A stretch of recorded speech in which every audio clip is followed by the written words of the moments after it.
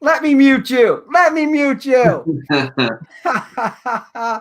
Okay, so DMOOSE, I'm not even. I know you're huge into baseball. What's your basketball knowledge, DMOOSE? Dylan, who is your early MVP prediction? 30 seconds. Go. I'm going to agree with Abdul on this one. I think that Joel Embiid right now is a front runner. He's averaging 4 more points per game than LeBron.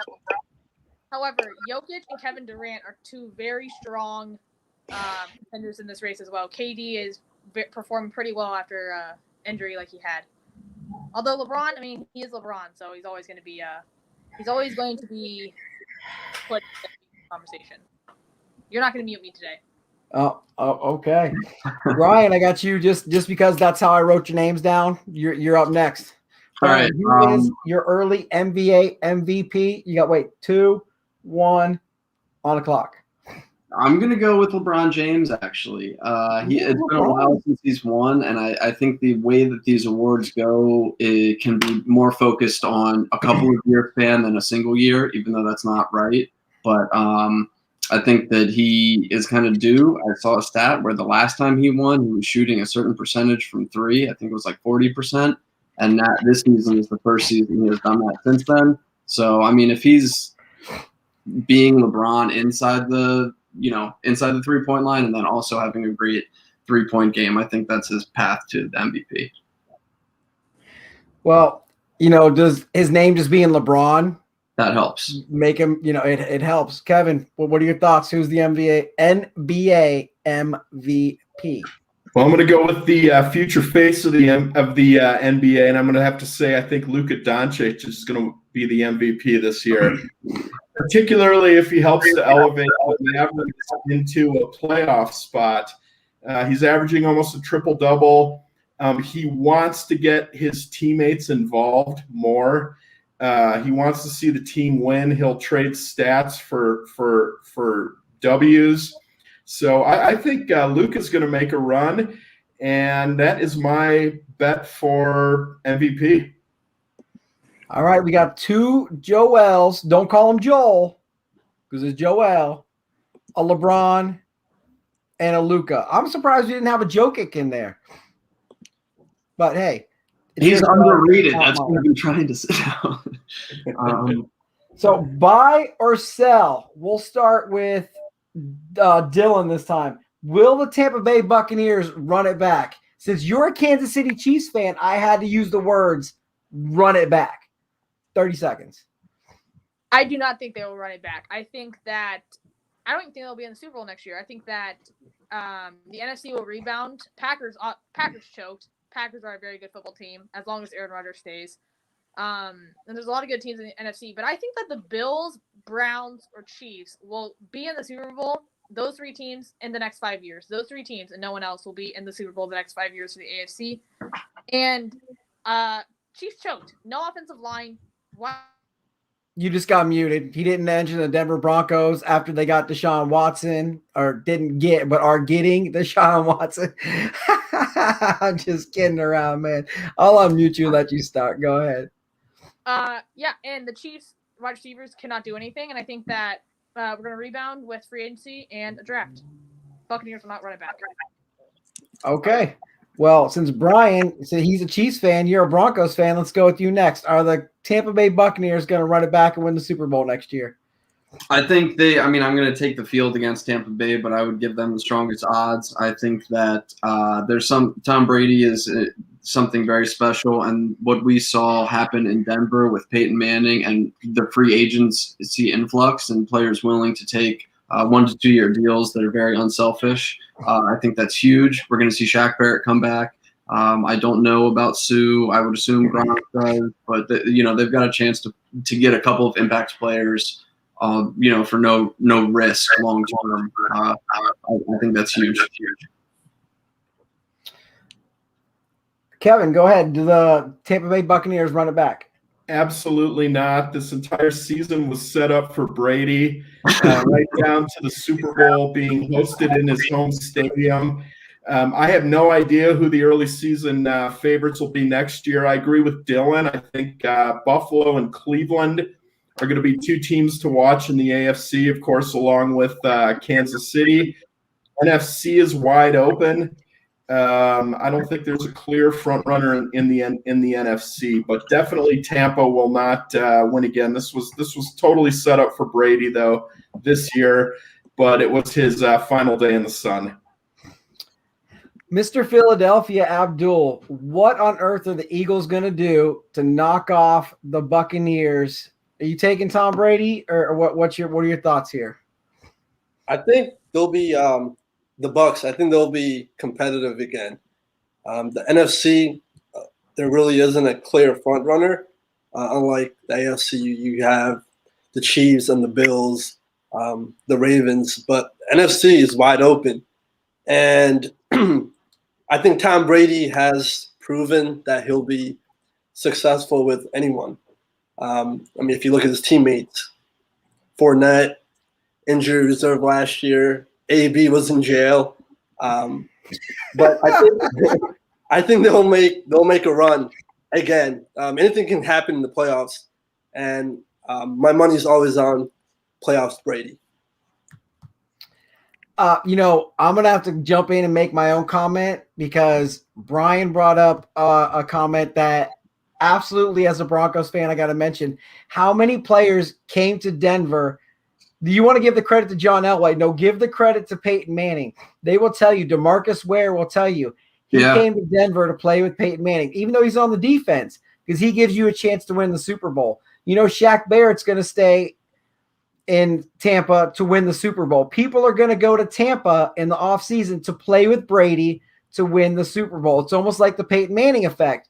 Wes Welker came to Denver to win another Super Bowl. They didn't come because Elway, he got Peyton. Peyton got everybody else. So there's my 2 cents. And we'll go ahead and move on because that was pretty awesome.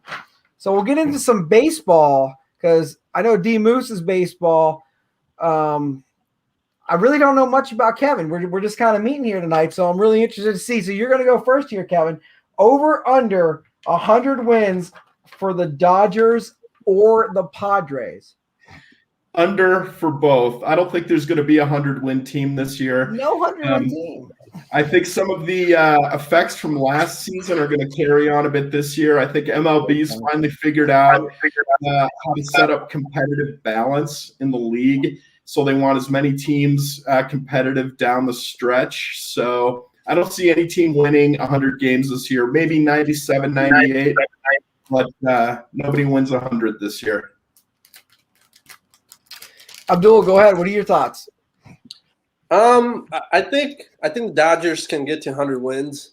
I'm not sure about the Padres, but the Dodgers with their offense, especially, I think they can get to 100 wins. They're the front runner, or the biggest favorite to win it all this year again. They were the biggest winner to win last year, and then they just went ahead and added a guy named Trevor Bauer. So yeah, they're like the favorite by a lot. Like they're like plus 450 to win the World Series, and then it's the Yankees and the Padres, I believe. I really dig on the Padres offense. I wish they had Clevenger going this year, but Slam Diego is going to be very fun to watch. But we're talking like a team where Gavin Lux should have been a star and couldn't even get playing time last year. Hopefully he's starting at 2B this year. And Sheldon Noose, like, what's he going to do? So I'm not sure. Dylan, what are your thoughts? Padres, Dodgers, or maybe another team. Someone in Chris over here in the comments, he commented Atlanta. Dodgers over 100 wins, Padres under. Padres, as you said, Clevenger's out with Tommy John. They aren't really going to be the best team pitching-wise. I mean, they do have Matt Strahm. He collects baseball cards, so that's kind of cool. Dodgers, they beefed up. They got better. I don't even know how they did that, but they got better. So they obviously will be at 100 wins. But watch out for teams like the Yankees. If they stay healthy, they can be an 100-win team. Mets, if they stay healthy, maybe an 100-win team. They added Lindor. Like I said, Atlanta, if they can find some more pitching, they might be an 100-win team. And the Reds, they have Mike Moustakas. They could be an 100-win team.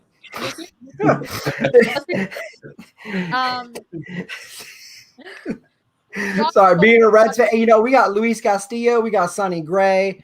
Yeah, Mike Stock. DeSclafani's gone. Michael Lorenzen's a starter now, so who knows what's going to happen. All right, awesome. Throwing on to Brian. What are your thoughts? All right, I'm going to take over San Diego, under the Dodgers, and kind of, contrary to what other people have said, I think that the sheer number of starter quality starters the Padres have put together is going to be a very unique thing in 2021 because, as Kevin brought up, 2020 was not a normal season. So I think that pitchers not pitching 200 innings last year will affect this year. Is Kershaw and Trevor Bauer, are they going to throw 200 innings or 170? There's a couple of factors like that. So I think the Padres bringing on a good number of good starters and having a lot of young guys helps. Atlanta was my other, maybe pick for that. I think that having 6 or 7 quality starting pitchers is huge this year. And the Orioles do not have that. So they will not be part of that conversation. At least the Reds added Sean Doolittle, and he's pretty funny. And they got rid of my all-time least favorite guy, Raisel Iglesias, who, by the way, broke the Reds record twice for losses in a season by a closer. Not blown saves, losses by – he's worse than J.J. Hoover. And Abdul knows how much I hate J.J. Hoover. But I think you got the Dodgers, the Padres, the Braves, the Yankees. No one mentioned Tampa at all. I mean, Oakland could really be an underdog. What about the White Sox, the Twins? White Sox are another good one. I think they've got a lot of, starting pitchers. No serious aces, but I think it's going to be 7 to 8 starting pitchers that get it done instead of 2 to 3 aces this year. You obviously want the front runners, but that's all right. Let's move on to the most underrated player in professional sports. I'm sorry, let me rephrase this. Who is the most underrated player in professional sports, and why is it Nikolai Jokic? Kevin, you're up. Well, I'm going to go with Juan Soto. I think he's the most underrated player in sports. I think you could hold his picture up to most people on the street, and they probably would have no idea who he is. But I do think that he's the future face of baseball, as I thought Luka is the future face of the NBA. He's young. He hits for average, hits for power. He's already won a World Series, played a big part in that World Series. He doesn't strike out a lot. He's electric. He's also on the cover of S1. So he's on the cover of Series 1. He's got a lot of moxie in the intangibles. And of all the modern players, he's one of the guys I can get behind. So I got to go with Juan Soto. All right, Dylan, who are you going with? Right now in sports, it's Nikola Jokic. But all time, I'm thinking Scottie Pippen and Tim Duncan. Those two guys right there are criminally underrated. Tim Duncan because, he played with the Spurs. And Scottie Pippen because he had this guy named Michael Jordan leading the team. If there's any 2 players in sports I think are underrated or undervalued, it would be those 2. Right now, you could also make a case for Juan Soto, as you said. Or Christian Yelich is very underrated for what he does prior to last year. I lost count. Who's up next? Abdul, take it away, buddy. I'll go. It's definitely Jokic right now. He is probably the best passing center of all time. He literally does everything: score, assists, rebounds. Leads the NBA in efficiency. So I definitely got to go with Jokic. And Brian, why don't you finish this off? This is going to be a controversial take, and Chris, I want you to hold off on the mute button because at this point in time, when people are down on Patrick Mahomes, I think they're dead wrong, and I think Patrick Mahomes he's coming for that crown, Brady, who just capped off his 7th Super Bowl. I get it, but what Patrick Mahomes does with the football, he's got like different arm angles. I think that he's underrated right now. Probably more in the sports card world. No, his prices aren't dropping, so I don't know. it's a straw man argument, but I think he's insanely good. And people are down on him after a bad Super Bowl, and that's fine. That is incredible because that was the answer I wanted someone to say. Is he is currently the best player in the NFL, not named Aaron Donald, and he is still vastly underrated. Like, you can just pencil the Chiefs into the AFC West champions for the next 10 years. No, like, you can just do that. And I mean, did anybody else see the pass where he was literally parallel to the ground and threw it like 20 yards, it hits the guy in the face mask and he drops it? Yeah, but some comments we had. Nick from Chicago says Zach Levine. Nick from Florida said Eloy Jimenez. And I personally think Tim Anderson gets no hobby love, gets no anything love because he's overshadowed on his own team and he's only out there winning batting titles. And is it because he doesn't have big chains, doesn't bat flip, isn't named Tatis, doesn't, isn't in the limelight? But for me, I'm going Tim Anderson. So and does that flip? He did it against my Royals and like 52 guys. And then his Chrome card from 2020 is him flipping a bat. Look it up. DMOOSE is right. I just got told. Did I not tell you guys Dylan would sit here and just own me all night long? Can you mute Chris? You just got scolded. You know what? I'll mute myself here.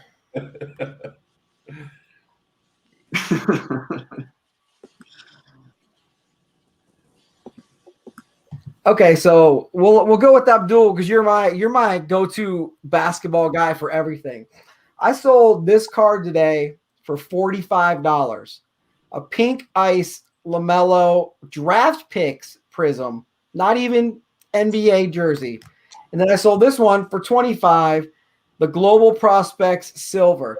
Why on earth are LaMelo Ball prices going for more than Ja and Zion right now? Abdul, you're up. Well, he's the rookie of the year. He leads all rookies in points, rebounds, assists, double-doubles, triple-doubles. Something about the Ball family, there's like a weird effect in the NBA where they're really popular. But out of the three brothers they have, LaMelo is by far the better one. That's probably why his cards are selling so high. Okay, Kevin, what are your thoughts? Why is LaMelo selling for more than Zion and Ja right now?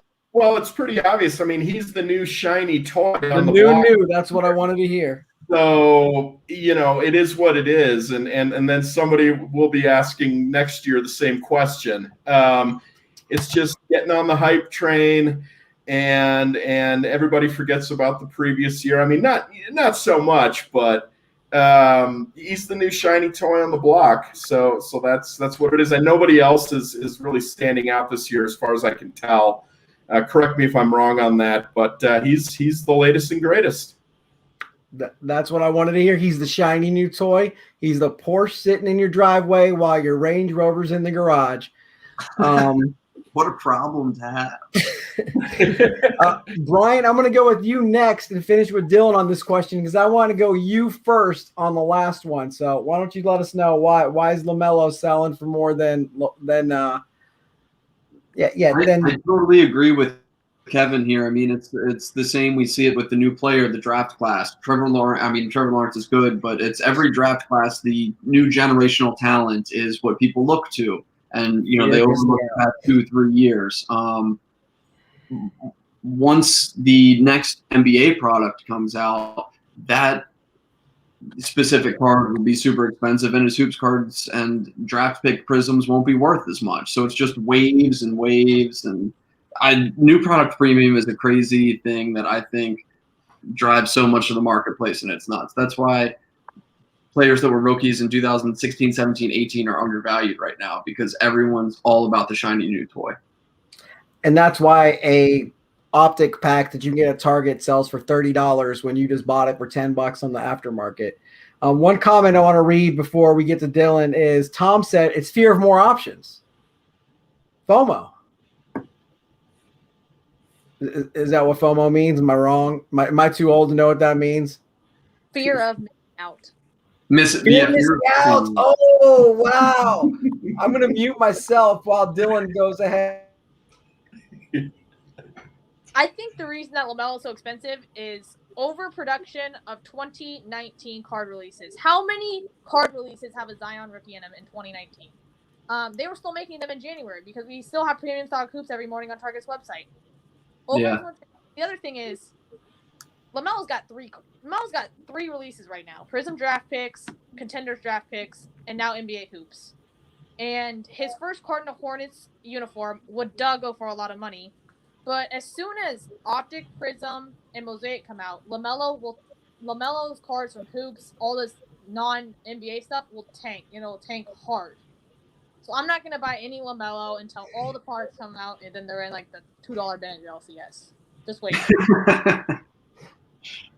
Excellent. Well, we are coming up on 24 minutes, so we're going to go ahead and laugh at me for that little faux pas there and go with one more to finish it off. Where does Deshaun Watson land, and how will that determine the value of not just his cards, but the players around him? So say he lands on Denver. Does Jerry Jeudy go up? Brian, you're up. I don't want to answer the second part of that question because he's not going to Denver. There's one guy in Denver. And he's right there. I see him. No, I hope we pursue him, but I think that the biggest roadblock is Houston wanting to trade him, and I think they are going to, for better or worse, for the return on that. I think they're going to play hardball, and I think they're going to go into week 1 with Deshaun Watson as their quarterback. From what happens there, I do not know. I think that eventually he will get moved, but I think they're going to go into week 1 with Deshaun Watson on their roster. And I think his value, I can put him as underrated once his value goes down because he's super talented, just as likely to score 5 touchdowns as anyone in the league. All right. Abdul, your thoughts. Where does Deshaun go? Does he end up in Philly? You guys might need a quarterback. I don't think he comes to Philly, but I agree with Brian. I think he probably won't get traded as fast as we think he would, but he probably does end up getting traded. From all the rumors and stuff, seems like the Jets might be a good landing spot for him. His family is a lifelong New York Jets fan, so that kind of makes sense. But week 1, I see him still being in Houston. Maybe Wentz is on the move before him to possibly Denver from the stuff that I've been seeing. He's going to Chicago. All right, Dylan, you're up. Where's Deshaun Watson land? I see 3 potential landing spots, and none of them have wide receivers whose cards will go up.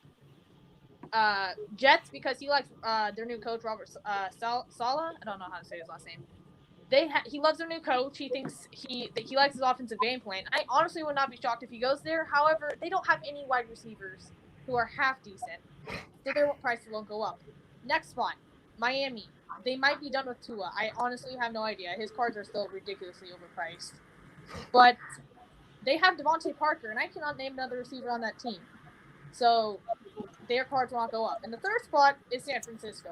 I think that San Francisco would be a good spot for him. They've got a great running game. They have a couple of decent wide receivers. And quite frankly, they almost beat the Chiefs in the Super Bowl. So kudos to them. And they got a guy named George Kittle. They have George Kittle. His prices will go up. But it's the defense that I think would drive him there because the defense can win that. The defense will help Deshaun win a championship, which is, I think, what he wants. All right, Kevin, bring us home, man. I have not muted anybody since the beginning. I just let you guys flow, and I'm having a great time over here because it's the fear of missing out. Yes. Well, I think that Houston's going into a full rebuild mode and a full teardown mode, so I would expect Deshaun Watson to force a trade on or around the NFL draft. And I think the team, to me, that would make the most sense for him. I do agree with San Francisco, but I think that the Chicago Bears would be the team for him. To me, they seem to be the most ready for a quarterback. That division is wide open. I'm a Packers fan, but they're just never going to get it done. The NFC generally is wide open, and I could see him landing in Chicago for a boatload of draft picks, and maybe throw Mitchell Trubisky in as the consolation prize. So I do think he's going to be the first athlete in the NFL to start the new trend of players forcing themselves off of teams. I think that's going to be a new trend in the NFL, much like it is in the NBA, where they go play where they want to play. And I think we're going to start seeing more of that, and I think Deshaun Watson's the first. And, Trubisky could go down to Houston just like Brock Osweiler did, because that worked out really well for them. I mean, I love Os. He would not have a Super Bowl championship without him. So he's not going to go to the Bears since Allen Robinson wants out. So I don't see any wide receivers that he would actually want to throw the ball to, much like this year. You know what? That's it for our show right now. I was honestly going to give Bryan, not Nolan Ryan, the win. And then Dylan just came in and stole it with that Allen Robinson comment at the very last second. I even had it written down on my paper, but then y'all were going to call me homers. Every single one of you brought incredible information, and then Dylan called me out wrong. So Dylan, I'm going to talk for 12 more seconds just to waste time so I can count down your minute. Then you've got 1 minute of uninterrupted time to talk about whatever you want. That time starts in 2, 1, go. I'd like to give a shout out to the amazing card community. The card community has done so much for people like myself and others. Like 250 people followed a random dude so DMOOSE could get a 1-of-1 McCole Hardman card. That is super cool. But they also are doing something special for our boy Chris. We got him like $1,500 in a span of 24 hours for his polar bear plunge. That's amazing. Shout out to Trash Packpulls. I know he's in the chat. Great YouTube channel. Go subscribe, whatever you want to do to him. He's a good dude. And yeah, Eric Hector does Rack of the Day. Go help with that. Really cool dude right there. And Chiefs are going to win it all. Go Mike Moustakis. You got 15 seconds. Start talking some Moose. Mike Moustakis will have a 30, 100, 300 year. 30 home runs, 100 RBIs, 300 batting average. You heard it here first. If I was old enough, I'd place a bet on it. If I was old enough, I'd place a bet on it. That is the comment of the night. All right, fellas. Well, I had a blast. I hope you did too. This is Chris, Goldline Cards with Around the Hobby. Kevin, Bryan, Abdul, and Dylan. Anybody have some parting thoughts? Because that's how it works. You all say it at the same time and argue for a minute, and then I just turn it off, and it's fun. Jerry Jeudy, 2021. Pay attention. He's the most underrated athlete. It's Jerry Jeudy. It's not Patrick Mahomes. Clyde Edwards-Helaire is a good buy. Clyde Edwards-Helaire, goodbye. He's going to be one of the top running backs of this class. We thought that last year, too, when he had that week 1, right? Well, He had a great year. He had a great year. I don't disagree with Moose there. He's good. All right, Kevin. Everyone's talking about you. Bring us home, and I'm turning it off. It's nice meeting everybody. Hope to be back sometime. And Dylan, great takes, man. And you know what? Actually, I'm going to take it home because we all have exceptional beards except Dylan. And with great beard comes great responsibility. Thank you for having us. We'll see you guys till next time. Next Monday, 8 o'clock.